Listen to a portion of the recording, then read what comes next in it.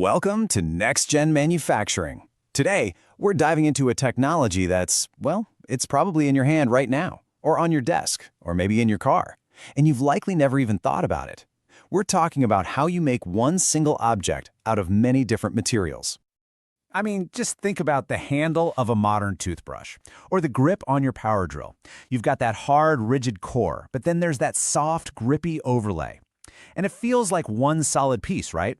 There's no glue, no seams, no signs of assembly. So how in the world do they do that? It's a really cool manufacturing puzzle. And the answer, the really elegant solution to that puzzle, is something called multi-material injection molding. It's a process that lets you create these complex, integrated parts in one single, super efficient operation. You get a finished product straight out of the machine. So let's break down exactly how it all works. Here's what we're going to cover. First, we'll get into why you'd even want to combine materials in the first place. Then, we'll explore the two main ways they pull it off, the multi-material method and the sandwich method. After that, we'll take a peek at the incredible machines and clever molds that make it all possible. And finally, we'll talk about what this means for the next generation of stuff we use every day. So, let's kick things off with the big question. Why? Why go through all this trouble? Well, it all boils down to the tough demands of modern product design. There are really four main drivers here. First up, aesthetics. You know those slick, multicolored car tail lights? A lot of those are made in one shot with this tech. Second is function. That's our classic toothbrush example, a hard structure for strength and a soft material for a comfy grip. Third, performance. Imagine molding a perfect waterproof gasket right onto a casing. No leaks, perfect seal. And finally, and this one is a huge deal for manufacturers, it's just pure efficiency. Instead of making two separate parts and paying someone to snap or glue them together, you get one finished piece right out of the mold. It saves time, it saves money, and it gets rid of steps where things can go wrong. Now, this technology basically splits into two main families. Over on the left, you have what we'll call the multi-material method, sometimes called overmolding. This is what you use to create distinct zones of material, just like that screwdriver handle. And on the right, you've got the sandwich method. And yep, it's just what it sounds like. It creates a layered part with an outer skin and an inner core, and each layer does a different job. Let's dig into that multi-material method first. So, this first approach is all about building an object in sequence, but doing it so incredibly fast and precisely that it all happens in just one machine cycle. It's pretty amazing. So here's how it goes down. In concept, it's brilliantly simple. First, a shot of the first material, let's call it material A, is injected to create the base part, or the insert.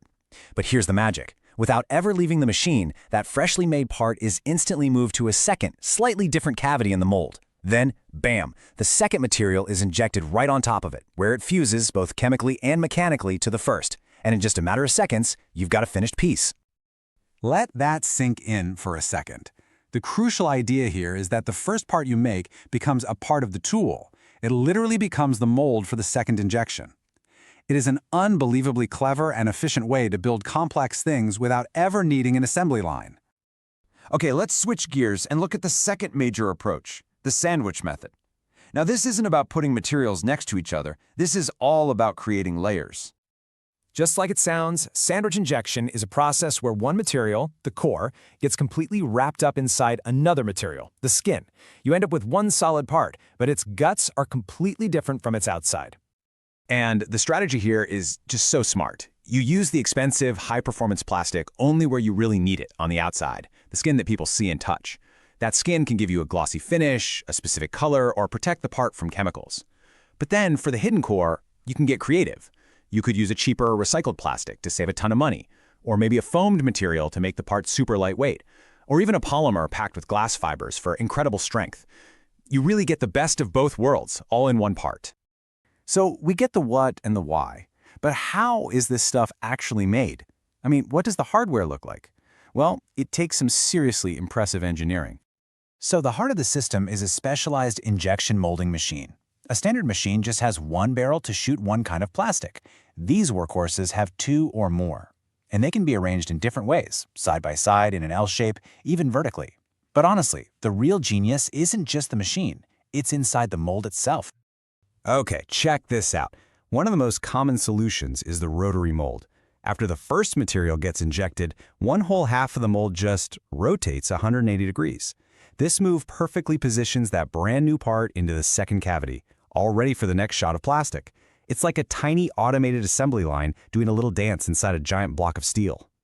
And here's another brilliant trick, the sliding table. So instead of rotating, a plate holding the part just slides sideways, lining it up perfectly with the second cavity. Both of these are just these elegant, super fast mechanical solutions that make this kind of high-volume manufacturing even possible. All right, let's bring this all home. We've seen the methods, we've seen the machines. Now, what does it really take to get it right? And what does this all mean for the products we use every single day? I mean, this has to be the question on your mind, right? You're shooting super hot, high-pressure molten plastic onto another piece of plastic that's, well, it's still hot and kind of soft itself. It must be this incredibly delicate dance of chemistry and physics to make sure you get a perfect part and not just a melted, useless blob. And you're right. Success here comes down to getting a really precise recipe just right. First, your materials have to be compatible. They need to actually want to bond together. Second, temperature control is everything. Too hot, and you'll warp the first part.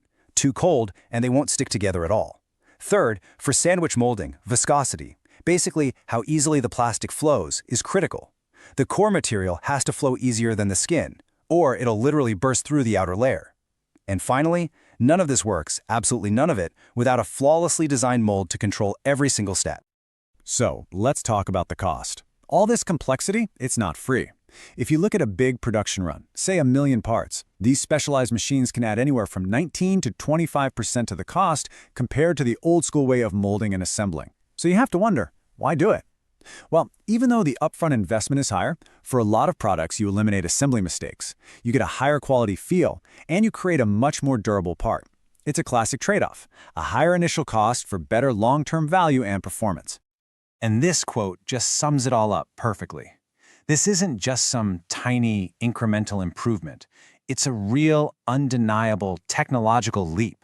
It's what allows us to create parts with totally new functions, new textures, and better performance, all in direct response to what the market is asking for.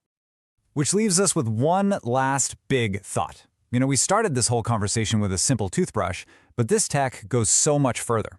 Think about it. If we can seamlessly embed conductive plastics to create integrated circuits, or combine rigid structures with soft sensory materials, or build parts with recycled cores and bioplastic skins, all in one single step, what's the next generation of objects going to look like? What will we design when the old rules about materials just don't apply anymore?